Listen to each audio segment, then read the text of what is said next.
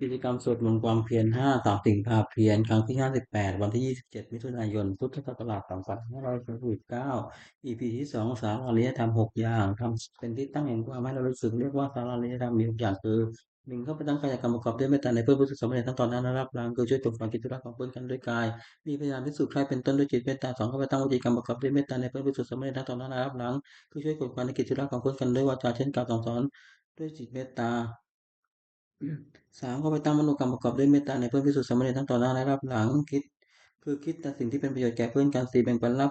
ที่ตนได้มาแล้วโดยชอบทำให้แก่เพื่อนพิสุทธิ์สามเณรไม่ห่วงไว้เฉพาะผู้เดียว 5รักษาศีลบริสุทธิ์เสมอกันกับเพื่อนภิกษุสามเณรอื่นๆไม่ทำตนให้เป็นที่รังเกียจของผู้อื่น6มีความเห็นร่วมกันกับภิกษุสามเณรอื่นๆไม่แม้กับใครเพราะมีความเห็นด้วยการทำ6อย่างนี้ทำผู้ประพฤติให้เป็นที่รักที่เคารพของผู้อื่นเป็นไปเพื่อความสงเคราะห์กันและกันเป็นไปเพื่อความไม่วิวาทกันและกันเป็นไปเพื่อความพร้อมเพรียงเป็นอันหนึ่งอันเดียวกันอายตนะภายใน6ตาหูจมูกลิ้นกายใจอีก6เขาเรียกอายตนะภายนอก6รูปเสียงกลิ่นรสโผฏฐัพพะคืออารมณ์ที่มาถูกต้องกายธรรมคืออารมณ์เกิดกับใจอารมณ์6ก็เรียกวิญญาณ6 อาศัยรูปกระทบตาเกิดความรู้ขึ้นเรียกจักขูวิญญาณอาศัยเสียงกระทบหูเกิดความรู้ขึ้นเรียกโสตวิญญาณอาศัยกลิ่นกระทบจมูกเกิดความรู้ขึ้นเช่นชาวิญญาณอาศัยรสกระทบลิ้นเกิดความรู้ขึ้นเรียกชิวหาวิญญาณอาศัยโผฏฐัพพะกระทบกายเกิดความรู้ขึ้นเรียกกายวิญญาณอาศัยธรรมเกิดกับใจเกิดความรู้ขึ้นเรียกมโนวิญญาณสัมผัสโดยหน้าปัจจัยมีตาเป็นต้นในด้านภายนอกมีรูปเป็นต้นวิญญาณมีจักขูวิญญาณเป็นต้นกระทบกันเรียกสัมผัสมีชื่อตามอายตนะภายในหกคือจักขุสัมผัสโสตสัมผัสชานสัมผัสจิวหาสัมผัสกายสัมผัสมโนสัมผัสเวทนา6สัมผัสนั้นเป็นปัจจัยให้เกิดเวทนาเป็นสุขบ้างทุกข์บ้างไม่สุขบ้างมีชื่อตามอายตนะภายในหก เป็น6คือจักขุสัมปัสสะเวทนาโสตสัมปัสสะเวทนาชาสัมปัสสะเวทนาชีวสัมปัสสะเวทนากายสัมปัสสะเวทนามโนสัมปัสสะเวทนาธาตุ6ปฏิเวทธาตุคือธาตุดิน1ปฏิเวทธาตุคือธาตุดิน2อัปปธาตุคือธาตุน้ำ3เตโชธาตุคือธาตุลม3เตโชธาตุคือธาตุไฟ4วิญญาณธาตุคือธาตุลม5อากาศธาตุคือช่องว่างในกาย6วิญญาณธาตุคือความรู้อะไรได้ตัตตกะคือหมวด7อภิหานิธรรม7อย่างทำให้เป็นที่ตั้งแห่งความเสื่อมเป็นไปเพื่อความเจริญฝ่ายเดียวชื่อว่าอภิหานิธรรมมี7 อย่าง1มาประชุมกันนิด2มุ่งประชุมพร้อมเพรียงกันประชุมมาเลิกกับพร้อมเพรียงกันเลิกและพร้อมเพรียงช่วยกันทำกิจที่สงฆ์จะต้องทำ3ไม่บัญญัติสิ่งที่พระเจ้าไม่บัญญัติขึ้นไม่ถอนสิ่งที่พระองค์ทรงบัญญัติไว้แล้วสมาทานศึกษาอยู่ในสิกขาบทตามที่พระองค์ทรงบัญญัติไว้4ภิกษุเราใดเป็นผู้ใหญ่ในประธานสงฆ์เคารพนับถือภิกษุเหล่านั้นเชื่อฟังถ้อยคำของท่าน5ไม่ร่วมนะแก่ความอยากที่เกิดขึ้น6ยินดีในเสนาสนะป่า7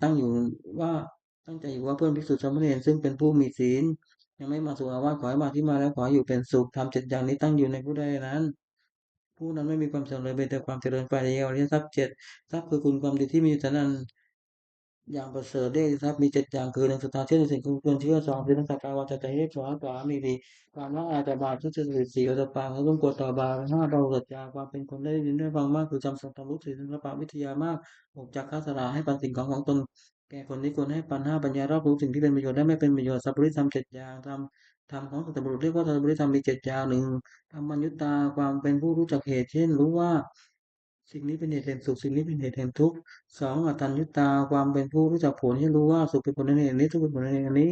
3อตัญญุตาความเป็นผู้รู้จักตนว่าโดยชาติตระกูลยศศักดิ์สมบัติบริวารความรู้คุณธรรมเพียงเท่านี้แล้วประพฤติตนให้สมควรแก่ที่เป็นอยู่อย่างไร4มัตตัญญุตาความเป็นผู้รู้ประมาณในการแสวงหาเครื่องเลี้ยงชีวิตแต่โดยตามที่ชอบและรู้จักประมาณในการบริโภคแต่พอสมควร5กัลยุตาความเป็นผู้รู้จักการเวลาอันสมควรในอันประกอบกิจนั้นๆ6ปริสัญญุตาความเป็นผู้รู้จักประชุมชนกิริยาที่ต้องมาพูดต่อประชุมนั้นๆว่าหมู่นี้เมื่อเข้าไปหาจะต้องทำกิริยาอย่างนี้จะต้องพูดอย่างนี้เป็นต้น7บุคคลโปรปรยุตาความเป็นผู้รู้จักเรื่องบุคคลว่าผู้นี้เป็นคนดีคนก็ผู้นี้เป็นคนไม่ดีไม่คนก็เป็นต้นสัพพุริธรรมอีก7 อย่าง1สัตตบุรุษประกอบด้วยธรรม7 ประการคือมีศรัทธามีความละอายต่อบาปมีความกลัวต่อบาปเป็นคนได้ยินได้ฟังมากเป็นคนมีความเพียรเป็นคนมีสติมากคนเป็นคนมีปัญญา2ปรึกษาสิ่งใดกับใครก็ไม่ปรึกษาเพื่อจะเบียดเบียนตนและผู้อื่น3คิดสิ่งใดก็ไม่คิดเพื่อเบียดเบียนตนและผู้อื่น4พูดสิ่งใดก็ไม่พูดเพื่อเบียดเบียนตนและผู้อื่น5จะทำสิ่งใดก็ไม่ทำเพื่อเบียดเบียนตนและผู้อื่น6มีความเห็นชอบมีความเห็นว่าทำดีได้ดีทำชั่วได้ชั่วเป็นต้นให้ทานโดยการรับคือเอื้อเฟื้อแก่ของที่ตัวให้และผู้รับทานนั้นไม่ทำอาการดุดทิ้งเสียโพชงเจตสติความระลึกได้1สติความระลึกได้2ธรรมวิชาความสอดส่องทาง3วิริยะความเพียร4ปิติความมีใจ5ปัสสติความสงบใจได้อารมณ์6สมาธิความตั้งใจมั่น7อุเบกขาความวางเฉยเรียกตามประเภทว่าสติสัมโพชงค์ไปโดยลำดับจนถึงอุเบกขาสัมโพชงค์อัตถกะคือหมวด8โลกธรรม8ธรรมที่ครอบงำสัตว์โลกอยู่และสัตว์โลกย่อมเป็นไปตามนั้นเรียกว่าโลกธรรมนั้นมี8 อย่างคือมีลาภ1ไม่มีลาภ1มียศ1ไม่มียศ1นิทาน1สุข1ทุกข์1ในโลกธรรม8 ประการนี้อย่างใดอย่างหนึ่งเกิดขึ้นควรพิจารณาว่าสิ่งนี้เกิดขึ้นแล้วแก่เราก็แต่ว่ามันไม่เที่ยงเป็นทุกข์มีความแปรปรวนเป็นธรรมดา ควรรู้ตามที่เป็นจริงอย่าให้มันครอบงำจิตได้คืออย่ายินดีในส่วนที่ปรารถนาอย่ายินร้ายในส่วนที่ไม่ปรารถนาลักษณะตัดสินทำวินัย8 ประการหนึ่งทำเราใดเป็นไปเพื่อความกำหนัดย้ำใจหนึ่งเป็นไปเพื่อความประกอบความทุกข์หนึ่งเป็นไปเพื่อความสะสมความเกลียดหนึ่งเป็นไปเพื่อความอยากใหญ่หนึ่งเป็นไปเพื่อความไม่สันโดษนี้ด้วยความไม่อยู่คือมีนี้เราอยากมีนั่นหนึ่งเป็นไปเพื่อความคุกคีด้วยหมู่คณะหนึ่งเป็นไปเพื่อความเกลียดคร้านหนึ่งเป็นไปเพื่อความเลี้ยงยากหนึ่งทำเหล่านี้เพิ่งรู้ว่าไม่ใช่ธรรมไม่ใช่วินัยไม่ใช่ธรรมของหนอพระศาสดาทำเหล่าใดเป็นไปเพื่อความคลายกำหนัดหนึ่งเป็นไปเพื่อ ความปราศจากทุกข์หนึ่งเป็นไปเพื่อความไม่สะสมกองกิเลสหนึ่งเป็นไปเพื่อความอยากอันน้อยหนึ่งเป็นไปเพื่อความสันโดษยินดีด้วยของมีอยู่หนึ่งเป็นไปเพื่อความสงัดจากหมู่หนึ่งเป็นไปเพื่อความเพียรหนึ่งเป็นไปเพื่อความเลี้ยงง่ายหนึ่งทำเหล่านี้เพิ่งรู้ว่าเป็นธรรมเป็นวินัยเป็นคำสั่งสอนของพระศาสดามรรคมีองค์8หนึ่งสัมมาทิฏฐิปัญญาอันเห็นชอบคือเห็นอริยสัจสี่สองสัมมากัมสังกัปปะดำริชอบคือดำริออกจากกรรมหนึ่งดำริในอันไม่ใช่บาปหนึ่งดำริในอันไม่เบียดเบียนหนึ่งสองสัมมาวาจาเจรจาชอบคือเว้นจากวจีทุจริตสี่สัมมากัมมันตะทำการเงินก็คือเว้นจากการทุจริต5สัมมาชีวะเลี้ยงชีวิตชอบคือเว้นจากความในชีวิตโดยทางที่ผิด6สัมมาวายามะคือเพียรชอบคือเพียรในที่เสียฐาน7สัมมาสติระลึกชอบคือระลึกสติปัฏฐานสี่8สัมมาสมาธิตั้งใจไว้ชอบคือเจริญฌานทั้งสี่ในองค์มรรคทั้ง8นั้นเห็นชอบหรือชอบสงเคราะห์เข้าในปัญญาสิกขาวาจาชอบการงานชอบเลี้ยงคิดชอบสงเคราะห์เข้าในสิกขาเพียรชอบระลึกชอบตั้งใจไว้ชอบสงเคราะห์เข้าในจิตตสิกขานวากาคือหมวด9วรรณะคือมนติน9 อย่างกฎหนึ่งลบกฎคุณท่านหนึ่งวิสยาหนึ่งตนีหนึ่งมายาหนึ่งมรรคหนึ่งพุทธกฎหนึ่งมีความปรารถนาละมุกหนึ่งเห็นวิตหนึ่ง ทัศกะคือหมวด10กุศลกรรมบท 10แต่เป็นกายกรรมคือทำด้วยกาย3 อย่างหนึ่งปฏิบัติทำยุทธศาสตร์ในตรงก็คือฆ่าสัตว์2อธินาทานซื้อสิ่งของที่ขอไม่ด้วยการขโมย3 กรรมมุสาจารพูดผิดในกรรมแต่เป็นวิจีกรรมคือทำด้วยวาจา4 อย่างหนึ่ง4มุสาวาว่าพูดเท็จ2พิจารณาวาจาพูดส่อเสียด6พุทธวาจาพูดคำหยาบ7สัมปปะราภาพูดเพ้อเจ้อจัดเป็นมโนกรรมคือทำด้วยใจ3 อย่าง8อภิชาโลภอยากได้ของเขา9พยาบาทปองร้ายเขา10มิจฉาทิฏฐิเห็นผิดจากของธรรมกรรม10 อย่างนี้เป็นทางบาปไม่ควรดำเนินกุศลกรรมบท 10จัดเป็นกายกรรม3 อย่างปานาติปาตาเวรมณีเว้นจากที่ทำที่สัตว์ได้ตกล่วง2อธินาทานาเวรมณีเว้นจากผู้ถือเอาสิ่งของที่ของไม่ให้ด้วยการยังขโมย3การเป็นสุมิชฌาจาราเวรมณีเว้นจากผู้ผิดในกาม4แต่เป็นวิจีกรรมคือทำด้วยวาจา4 อย่างมุสาวาทาเวรมณีเว้นจากพูดเท็จพิจารณายายาวาจายาเวรมณีเว้นจากพูดส่อเสียด6พรุษายาวาจายาเวรมณีเว้นจากพูดคำหยาบ7สัมปปปาราปาเวรมณีเว้นจากพูดเพ้อเจ้อจัดเป็นมโนกรรมคือทำด้วยใจ3 อย่าง8อภิชฌาไม่โลภอยากได้ของเขา9พยาบาทอพยาบาทไม่พยาบาทปองร้ายเขา10สัมมาทิฏฐิเห็นชอบตามกองธรรมกรรม10 อย่างนี้เป็นทางบุญคุณเรือนบุญที่เราวัตถุ10 อย่างหนึ่งทำไมบุญสำเร็จด้วยการบริจาคทาน2ทำไมบุญสำเร็จด้วยการรักษาศีล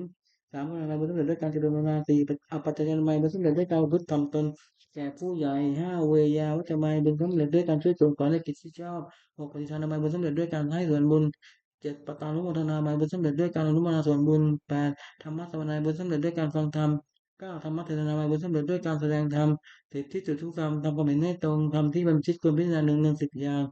งบางทีเกิดไม่ได้เนืองๆว่าบัดนี้เรามีเพศต่างจากคฤหัสถ์แล้วอาการกิริยาใดๆของสมณะเราต้องทำอาการกิริยานั้นๆ2บางทีเกิดไม่ได้เนืองว่าความเลี้ยงชีพของเราเนื่องด้วยผู้อื่นเราควรทำตัวให้เขาเลี้ยงง่าย3วิธีคือ1ว่าอาการกายวาจาอย่างอื่นที่เราจะต้องทำให้ดีขึ้นไปกว่านี้ยังมีอยู่อีกไม่เพียงแค่นี้4วิธีคือ1ว่าตัวของเราติดเตียนตัวของเราเองโดยศีลได้หรือไม่5วิธีคือ1ว่าผู้ใกล้ควรและติดเตียนเราโดยศีลได้หรือไม่6วิธีคือ1ว่าเราจะต้องพัดภาคจากของรักของชอบใจทั้งนั้น7วิธีคือ1ว่าเรามีกรรมเป็นของตัวเราทำดีได้ดีทำชั่วได้ชั่ว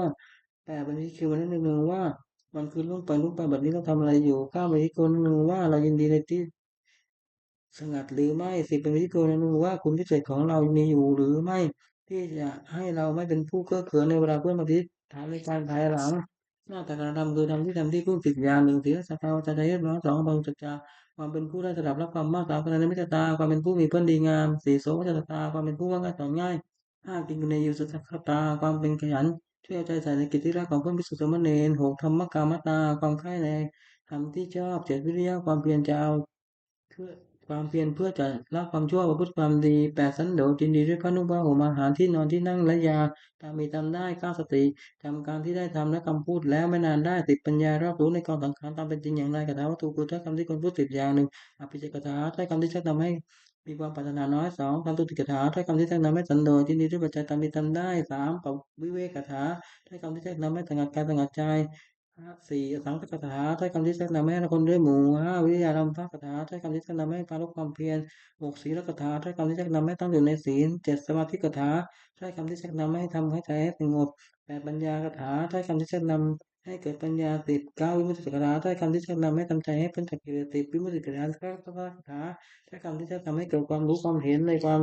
ที่ใจพ้นจากกิเลสอนุสติคืออารมณ์กุลลึกสิบประการหนึ่งพุทธานุสติรู้ถึงคุณของพระพุทธเจ้าสองธรรมานุสติรู้ถึงคุณของพระธรรมสามสังฆานุสติรู้ถึงคุณของพระสงฆ์สี่ศีลานุสติระลึกถึงสอนตนห้าจาคะานุสติระลึกถึงทานที่ตนมาจากแล้วหกเทวตานุสติระลึกถึงคุณที่ทำบุคคลให้เป็นเทวดาเจ็ดมรณสติระลึกถึงความตายที่จะมาถึงตนแปด กายสตากายกตาสติระลึกถึงทั่วไปในกายให้เห็นว่าไม่งามน่าเกลียดโสโครกเกลียดอาปานาสติเข้าสติอมในความไม่ใจเข้าออกติวิปัสสนานุสติระลึกถึงดวงนิพพานที่เป็นซึ่งเป็นที่ระงับกิเลสและกองทุกข์ปกิณกาคือหมวดปัจเจกอุปเจกคือโทษเครื่องเศร้าหมอง16อย่างหนึ่งอภิชฌาวิสมาโดภาธรรมโมไม่แต่นำเสมอคือความเพ่งเล็งสองตัวสาร้ายกาสามโกธาโกรธสี่อุปนาหาบุคคลไว้ห้ามักขาลบหลู่คุณท่านหกพระราชาติเสมอ ยกตรงเทียมด้านเจ็ดอิสาริษยาคือเห็นเขาได้ดีทรงอยู่ไม่ได้แปดมัจฉริยะตนีเก้ามายามันยาคือเจ้าได้สิบสาตยะโอ้อวด11ทำผ้าหัวดู12ตาดำผ้าแข็งดี13มานะตีตัว14ปีลานะตัวหนึ่งตั้ง15มาฆาเมียมาถือกุมารท่าเดินเลิศพุทธิปัจจยธรรม37ประการสติปัฏฐานสี่สมปัฏฐานสี่อิทธิบาทสี่อินทรีย์ห้าพละห้าโพชฌงค์เจ็ดมรรคมีองค์แปดที่ปฏิบัติจตุกะกรรมกิเลสคือกรรมเพื่อเสร้าหมองถึงยานมรรยาทำที่แต่ทุกข์สองทิฏฐานทานถือสิ่งของที่ของไม่ได้ด้วยการแข่งโมตะกรรมเสียเป็นวิชาการผู้ผิดในการ สี่มุสาวาทผู้เท็จทำสี่อย่างนี้นักปราชญ์ไม่สรรเสริญเลยในมุขคือเอกเครื่องที่หมายสี่อย่างหนึ่งความเป็นนักเลงหญิงความเป็นนักเลงสุราสามความเป็นนักเลงก็นักเลงไม่กำมันนานสี่ความควบคุมชั่วเป็นมิตรข้อสี่ประการนี้ไม่ควรประกอบที่จะทำให้เกิดประโยชน์คือประโยชน์ในปัจจุบันสี่อย่างอุทานข้อสามประการถึงพร้อมด้วยความหมายในการประกอบเพื่อในชีวิตก็ดีในการศึกษาเล่าเรียนก็ดีในการทำพัฒนาหน้าที่ของตนก็ดีสองอรักขธรรมทานถึงพร้อมด้วยการรักษาเพื่อสารทรัพย์ที่แสวงหามาได้ด้วยความหมั่น ไม่ให้เป็นอันตรายก็ดีรักษาการงานของตัวไม่ให้เสื่อมเสียไปก็ดีสามกัลยาณมิตรตาความมีเพื่อนเป็นดีไม่ทุกตนชั่วสี่สมาธิตาความมีชีวิตตามสมควรแก่กำลังทรัพย์ที่หามาได้ไม่ให้เปลือยนะไม่ให้ฟูมไฟนะสัมปรายะจะประโยชน์ประโยชน์ภายในสี่อย่างจะการทำการต้องด้วยศรัทธาคือเชื่อสิ่งที่คนเชื่อเช่นเชื่อว่าทำได้ดีได้ดีเป็นต้นสองศีลธรรมทานถึงพร้อมด้วยศีลคือรักษากายวาจาใจให้ร้อยดีไม่มีโทษสามใจธรรมทานถึงพร้อมด้วยการเป็นกลาง เป็นการเสียสุขให้แก่ผู้อื่นสี่ปัญญาธรรมดาถึงพร้อมด้วยปัญญารู้จักบำบุญคุณโทษประโยชน์ไม่ใช่ประโยชน์เป็นต้นมิตรปฏิรูปคือคนเตรียมมิตรสี่จำพวกหนึ่งคนปกป้องสองคนถึงผู้สามคนอุปจบสี่คนชักชวนในทางที่หมายคนเสียงพระดีไม่ใช่มิตรจึงคนเตรียมมิตรไม่ควรคบหนึ่งคนปกป้องไม่ได้ราคีหนึ่งที่เราจะได้ฝ่ายเดียวสองเสียให้น้องที่เราได้มากสามว่าไม่ไปแก่ตัวจึงรับเอาเปรียบเพื่อนสี่ก็เพื่อนเพราะเห็นแก่ประโยชน์ของตัวสองคนอื่นจะช่วยเหลือสี่หนึ่งจะไปของล่วงล้ำมาปราศัยสามสองอ้างว่าเอาของที่ยังไม่มีมาปราศัยสามสงเคราะห์ด้วยสิ่งที่หาประโยชน์ไม่ได้ สี่ออกความทุกข์ไม่ได้สามคุณอุปจบเนี้ยนะสี่หนึ่งที่ก็คอยตามสองที่จะทำดีก็คอยตามสองที่ทำหนึ่งจะทำชั่วก็คอยตามสองจะทำดีก็คอยตามสามต่อหน้าว่าสรรเสริญสี่รับหลักท่านนินทาสี่คนชักชวนในทางที่หมายไม่ละสี่หนึ่งชักชวนดื่มน้ำเมาสองชักชวนที่ก็คืนสามชักชวนประมาณในการเล่นสี่ชักชวนซึ่งการพนันมิตรแท้สี่จะเป็นพวกหนึ่งมิตรบุปการะสองมิตรร่วมสุขร่วมทุกข์สามมิตรจะนำประโยชน์สี่มิตรมีความรักใคร่ มิตรสี่จำพวกนี้เป็นมิตรแท้ควรครบหนึ่งมิตรมีบุคละมีลักษณะสี่หนึ่งป้องกันเพื่อนผู้ประมาทแล้วสองป้องกันทรัพย์สมบัติของเพื่อนผู้ประมาทแล้วสามเมื่อมีภัยเป็นที่พึ่งพำนักได้สี่เมื่อมีธุระช่วยออกทรัพย์ให้เกินกว่าที่ออกมาสองมิตรร่วมทุกข์มีลักษณะสี่หนึ่งขยายความลับของตนแก่เพื่อนสองปิดความลับของเพื่อนไม่ให้แพร่พายสามไม่ละทิ้งในยามวิบัติสี่แม้ชีวิตก็อาจสละแทนได้ สามมิตรแนะนำประโยชน์เมตนะสี่หนึ่งห้ามไม่ให้ทำความชั่วสองแนะนำให้ตั้งอยู่ในความดีสามไม่ฟังสิ่งที่ยังไม่เคยฟังสี่บอกทางสวรรค์ให้สี่มิตรมีความรักใคร่เมตนะสี่หนึ่งทุกข์ด้วยสองสุขด้วยสามโต้เถียงคนอื่นที่ติเตียนเพื่อนสี่รับรองคนที่พูดสรรเสริญเพื่อนสังขารวัตถุสี่อย่างหนึ่งพานให้บางสิ่งของตนแก่ผู้อื่นที่ควรให้ปันสองปิยวาจาเจรจาวาจาที่หวานสามอัตถิริยาประพฤติสิ่งที่เป็นประโยชน์แก่ผู้อื่นสี่สมานัตตาความเป็นคน มีตนเสมอไม่ถือตัวคุณทั้งสี่อย่างนี้เป็นเครื่องยึดเหนี่ยวใจของผู้อื่นไว้ได้สุขของหลักสี่อย่างหนึ่งสุขเกิดแต่ความมีทรัพย์สองสุขเกิดแต่การจ่ายทรัพย์บริโภคสามสุขเกิดแต่ความไม่ต้องเป็นหนี้สี่สุขเกิดแต่ความประกอบการงานที่เป็นแต่โทษความปรารถนาของบุคคลในโลกได้สมหมายด้วยยากสี่อย่างหนึ่งขอสมบัติจงเกิดมีแก่เราโดยทางที่ชอบสองขอได้จงเกิดมีแก่เรากับญาติผู้พ้องสามขอเราจงรักษาอายุยืนนานสี่เมื่อสิ้นชีพแล้วขอเราจงเป็นคนเกิดในสวรรค์ ทำเป็นเหตุให้สมหมายมีอยู่สี่อย่างหนึ่งศรัทธาธรรมดาถึงพร้อมด้วยศรัทธาสองศีลธรรมดาถึงพร้อมด้วยศีลสามจาคะธรรมดาถึงพร้อมด้วยการบริจาคสี่ปัญญาธรรมดาถึงพร้อมด้วยปัญญาตระกูลนั้นก็จะตั้งอยู่นานไม่ได้เพราะสถานสี่หนึ่งแสวงหาวัตถุที่หาแล้วสองวัตถุที่สร้างสร้างสามรู้จักประมาณในการที่ทั่วสมบัติ สี่ตั้งสตรีหรือบุรุษทุศีลให้เป็นแม่เรือนพ่อเรือนผู้หวังจะดำรงตระกูลควรเว้นสี่ประการนี้เสียทำแบบความรอบสี่หนึ่งจุดการความพิเศษเกิดการต้องให้มากที่สุดเป็นจิตวัดเป็นขายทักษิณเอกชนสี่จะเข้าถวายให้ปฏิจจสารเป็นสายวุ่นวนให้ปัญจกะประโยชน์เกิดแต่การถือพวกทรัพย์สี่อย่างห้าอย่างหนึ่งแสวงหาพวกทรัพย์ได้ ในช่องทางที่ชอบแล้วหนึ่งเลี้ยงตัวมารดาบิดาบุตรภรรยาบ่าวไพร่ให้เป็นสุขสองเลี้ยงผู้ฝูงให้เป็นสุขสามบำบัดดาหรือเกิดแต่เหตุต่างๆสี่ทำทีห้าอย่างคือแยกกอญาติสงเคราะห์ญาติขอให้ดีต้อนรับแขกขอบุญเป็นทีทำบุญอุทิศให้ผู้ตายงอนสปีถวายเป็นหลวงมีประเทศการเป็นต้นจอเทวตาปีทำบุญอุทิศให้เทวดาห้าบริจาคทานในสมณพราหมณ์ผู้ประพฤติชอบ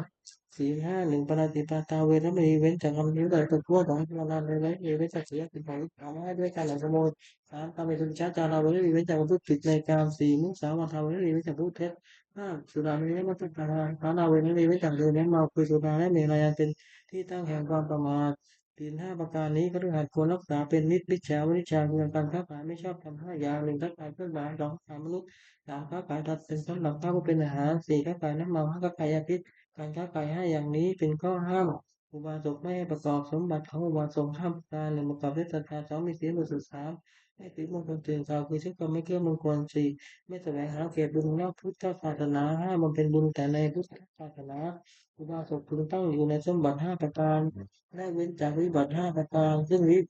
ปริตจากสมบัตินั้นจักกะที่หกหนึ่งกุลทิมที่กระทิศเบื้องหน้ามารดาบิดาสองให้กินที่กระทิศเบื้องขวาอาจารย์สามปฏิมที่กระทิศเบื้องหลังบุตรภรรยา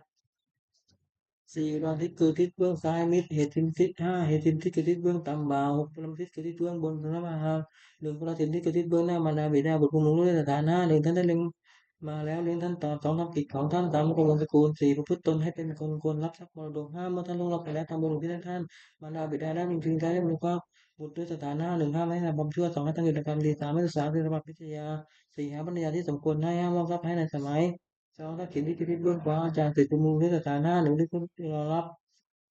สองด้วยเข้าไปยืนการรับใช้สามด้วยเชื่อฟังสี่ด้วยอุปถากห้าด้วยเรียนศิลปวิชาโดยเคารพอาจารย์ที่มีวินัยย่อมอนุเคราะห์สิทธิ์ด้วยสถานะหนึ่งแนะนำดีทั้งให้เรียนดีสามบอกศิลปะให้สิ้นเชิงและดูกำลังทางสี่ยกย่องให้ปรากฏในเพื่อนฝูงห้าทำความป้องกันในทิศทั้งหลายคือจะไปทางทิศไหนก็ไม่อดอยากสามปฏิบัติที่คือทิศเบื้องหลังภรรยาสามีคุณมุงด้วยสถานห้าหนึ่งด้วยยกย่องนับถือว่าเป็นภรรยาสองด้วยไม่ดูหมิ่นสามด้วยไม่ประพฤติช่วงใจสี่ด้วยมอบความเป็นผู้ใหญ่ให้ห้าด้วยให้เครื่องแต่งตัวภรรยาได้บางทีแล้วย่อมลงก็สามีด้วยสถานห้าหนึ่งจะการงานดีสองแล้วก็คนข้างเคียงกับโพดีสามไม่ประพฤติล่วงใจผัวสี่รักษาทรัพย์ที่ผัวหามาได้ไว้ห้าขยันไม่เกียจคร้านในกิจทั้งปวง อุดรที่กระทิศเบื้องซ้ายมิตรกุลบุตรภูมิด้วยสถานะหนึ่งได้ให้ปันสองด้วยจริยธรรมทำไมรอบสามด้วยประพฤติประโยชน์สี่ด้วยความเป็นผู้ที่มีตนเสมอห้าด้วยไม่แข่งกล่าวให้ค่าจากความเป็นจริงมิตรได้บุญจริยธรรมย่อมรู้ก็กุลบุตรด้วยสถานะหนึ่งรักษามิตรผู้มาแล้วสองรักษาทรัพย์ของมิตรผู้มาแล้วสามเมื่อมีภัยเอาเป็นที่พึ่งพำนักได้สี่ไม่ละทิ้งในยามวิบัติห้านับถือตลอดถึงวงของมิตร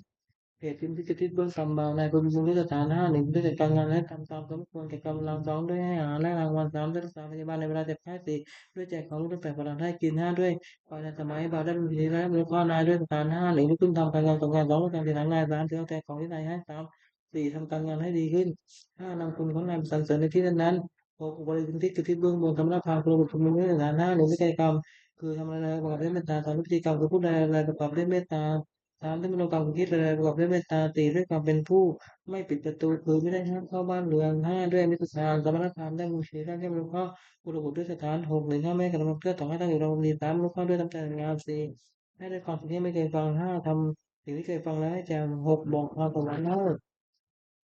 อบายมุขคืออย่างช่วงที่หายหกหนึ่งน้ำเมาสองที่กองคืนสามที่คือเราเล่นสีเล่นการพนันห้าก็ที่จะมีหกติดการทำงานหนึ่งเดือดน้ำดำมีโทษหกหนึ่งเสียทรัพย์สองคนกับน้ำมันสามเกิดโรคสี่ต้องติดเตียนห้ามันจะงานหกคนกำลังปัญญาที่กลางคืนมีโทษหกชื่อว่าแม่สาหนึ่งชื่อว่าแม่สาเบอร์สองชื่อว่าแม่สาโรคเรียนสามชื่อว่าแม่สาทรัพย์สมบัติสี่เป็นที่ระบายของตนทั้งหลายห้ามันสุดใจความหกได้ความลำบากที่ดูกันได้มีโทษตามวัตถุที่ไปดูหกหนึ่งกันที่ไหนไปที่นั่นสองคำร้องที่ไหนไปที่นั่นสามตีปันใจไปที่นั่นสี่เสียค่าที่ไหนไปที่นั่นห้าเพลงที่ไหนไปที่นั่นหกเดือดตนที่ไหนไปที่นั่น เรื่องการประทานไม่โทษถูกแต่เมื่อเสียท่านยังสองเวรเมื่อแพ้ย่อมเสียใจทรัพย์ที่เสียไปสา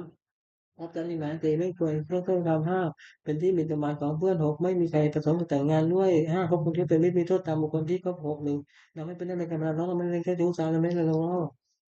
สี่ทำให้เป็นคนลงเขาด้วยของปลอมห้าเราไม่เป็นคนลงเขาซึ่งหน้าหกเราไม่เป็นคนหัวไม้หกกิจการทำงานมีโทษหกถึงไม่ให้วันเราไม่ทำงานสามไม่ให้วันเราไม่ทำงานสามไม่ให้ว่าเราเวลาเย็นแล้วไม่ทำงานสี่ไม่ให้ว่ายังใช้อยู่แล้วไม่ทำงานห้าไม่ให้ว่าเห็นแล้วก็ไม่ทำงานหกไม่ให้ว่ากระหายนักแล้วไม่ทำงานผู้หวังความเจริญควรเป็นด้วยพวกเราครับพึงเว้นเหตุใช่ไหมหกประการนี้เสียปฏิทานคาถายาเทวตาสันติวิหารปฏินิทุเปกเรปุริกเรติยิงติงแต่ธรรมทานในลาภวนุปสการสติงกรณเตทเวหมันเรเทระธรรมชาตินมัคคะปิโก สารามิกาธานปฏิปตกากรรมเจตานันติกาติอิสลาสัพพะนภูตาสุกิตาวุเตชะนาปิจายปีนันทมวาทังเวจตาธรรมปฏิการยานิกันนมนาปฏิจเตนะเปปุถุกะโกตุสังกยังทัตุติตังทังโมธรรมันทัตตาแต่บุคลาสังโฆตุสมโกวาอัตถะเจติตายะจาอามิระกตุตัตตโมตะเปปิตามัจจาริมุติสัมภาปุโรยามาคันเมยังเวเตเตสันนาหุตุตะเปปิปันโนภุสะอะเรสัมมาทานังบุเปจันโตกาเลเทวปัสสุวุติภาวะยสัตตานังเตตังวิเตเวเนมาตาปิตาจรตังนิจังลังกติปุตตังเอวังธรรมิทัตตาโนกัจจังลังกัตตุสาฟะทา เทวตาอยู่ทนังคาถาทุกขปัตตาชนิทุกขาพยาปัตตาชนิพยาทุกขปัตตาชนิทุกขาตุสัพเพวิปานิโนตาวตาจามิตัมปัตตังปิจตัมปัตตังสัพเพเทวานุตันสุสัพพะมัจจาอนังตันตุสัทธายาสีรังลักตุตัปปตาภาวนาปิตตังตุตาจันตุเทวตาคตาสุมังคารคถาวัตุสัพพังสุมังคารังลักตุสัพพเทวตาสัพพพุทธานุภาเวนะโสติตุนินันตรังวัตุสัพพังสุมังคารังลักตุสัพพเทวตาสัพพธรรมานุภาเวนะโสติตุนินันตรังวัตุสัพพังสุมังคารังลักตุสัพพเทวตาสัพพสังฆานุภาเวนะโสติตุนินันตรัง Sape buta para pata pajekantan jajang parang ran tanan tete jenera mani mita pato sape buta para pata pajekantan jajang parang ran tanan tete jenera mani mita pato sape buta para pata pajekantan jajang parang ran tanan tete jenera mani mita pato sape buta para pata pajekantan jajang parang ran tanan tete jenera mani mita pato sape buta para pata pajekantan jajang parang ran tanan tete jenera mani mita pato sape buta para pata pajekantan jajang parang ran tanan tete jenera mani mita pato sape buta para pata pajekantan jajang parang ran tanan tete jenera mani mita pato sape buta para pata pajekantan Tejang parang ran tan tete tirang mani sapato tapi betah ora betah petikan dan tejang parang ran tan tete tirang manami sapato บทแผ่เมตตาให้ตนเองอาวิปิโตโหมิขอให้ข้าพเจ้ามีความสุขอาลิทุโขโหมิขอให้ข้าพเจ้าปราศจากความทุกข์อาวิโหมิขอข้าพเจ้าปราศจากเวรอาข้าพเจ้าโหมิขอข้าพเจ้าปราศจากอุปสรรคอันตรายทั้งปวงสุขีอัตนังปริหารามิขอข้าพเจ้าจงมีความสุขกายสุขใจทั้งกายวาจาใจให้พ้นจากความทุกข์กายทั้งปวงเถิดบทสวดเพ็เมตตาให้สัพพสัตว์ทั้งหลายสัพเพสัตตาสัตว์ทั้งหลายที่เป็นเบื้องทุกข์เกิดแก่เจ็บตายด้วยกันทั้งมวลสิ้นเอาเวลาเขาถูกจะไม่ถูกเป็นสุขเถิดจะได้มีเวรแก่กันและกันเลยไม่ใช่พระเจ้าถูกจะไม่เป็นสุขเถิดจะได้เบียดเบียนซึ่งกันและกันเลย อันนี้ข้าตุจงเป็นสุขเป็นสุขเถิดจะได้มีความทุกข์กายทุกใจเลยตุกขิยตนังปริยาตุจงมีความสุขกายสุขใจและตนและเป็นสุขกายทั้งสิ้นเถิดบทแผ่เมตตาอุทิศสัพเพสัตตาสัตตาโหนตุอเวราตุปัจจีวิโนขอให้สัตว์ทั้งหลายอย่าได้มีเวรแก่กันและกันเลยจงเป็นผู้ดำรงชีพอยู่เป็นสุขทุกเมื่อเถิดกตังปุญญังปะรังเมหังสัพเพปฏิภวันตุเตขอให้สัตว์ทั้งหลายจงได้แต่ว่าผลบุญที่ข้าพเจ้าได้บำเพ็ญด้วยกายวาจาใจแล้วนั้นเสน ขออานิสงส์แห่งผลบุญกุศลนี้จงทรัพย์สิริมงคลแก่ข้าพเจ้าให้แคล้วคลาดปลอดภัยจากทุกโศกโรคภัยอันตรายทั้งปวงให้มีนะสุจริตต้องเป็นสมาธิเป็นชอบธรรมของเราไม่มีอะไรยากจนขอให้ได้มีแก่ข้าพเจ้าข้าพเจ้ามีสมาธิที่ตั้งมั่นในพระธรรมคำสอนของสมเด็จพระสัมมาสัมพุทธเจ้าดำรงอยู่ในความดูแลตลอดกาลนานอีกทั้งขอเทพเทวดาทั้งหลายผู้ได้อนุโมทนาสาธุการในบุญกุศลนี้เป็นปัจจัยวันนั้นส่งว่าแผ่มงคลไปสู่วัตถุมงคลหลวงปู่ทวดยาเศรษฐีบนมหายานหลวงปู่ศิลารวมถึงวัตถุมงคลทั้งปวงที่สามสิ่งของมือได้จัดตั้งขึ้นให้เป็นพุทธานุภาพเทวานุภาพและนิพพานว่าเสร็จอำนวยผลให้เป็นสิริมงคลแก่ผู้ครอบครองและบูชาสุขการเจริญ